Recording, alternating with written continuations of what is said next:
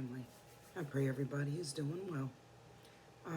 If you have never sat down and picked up the Bible and just read and allow God to give you understanding, divine knowledge, you are really missing out. That is what's been going on with me. I've been taking my time and reading, and I'm in my study Bible.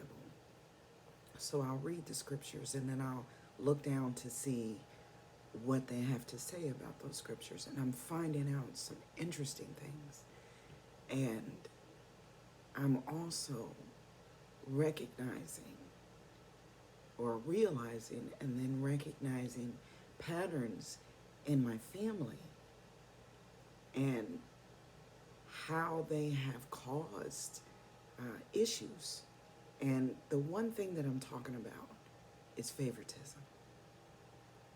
I implore you, if you have a favorite child, a favorite aunt, a favorite uncle, if there's anybody in your family that you prefer over the others, I'm asking you to stop. And the reason I'm asking you to stop is because favoritism causes division. And I've seen that in my family. And God showed me that in Genesis. And it started with Isaac. Isaac had a favorite child, and Rebekah had a favorite child.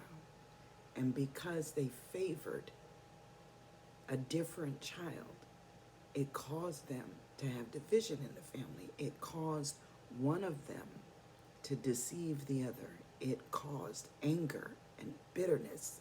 And one child wanted to kill the other one because they felt like they were cheated out of something that belonged to them. They didn't realize that they had a hand in the reason why God did not allow them to receive the blessing, the firstborn blessing. And he didn't allow them to receive the inheritance that goes with that blessing.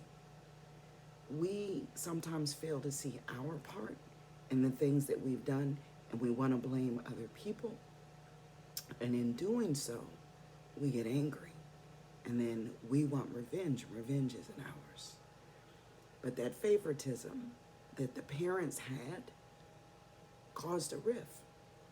Rebekah favored Jacob, and because she favored Jacob, she wanted him to have everything. And Esau was favored by his father because of what he could do. And then I've talked about this, how Isaac was fooled by his senses. He allowed what his senses told him to override what God had spoken. This happened again with Jacob when he met Leah and Leah and Rachel. He wanted Rachel. He favored Rachel over Leah. And he was tricked by his uncle. But if you think about it, and we can talk about this one later, what happened to him is what he did to his brother.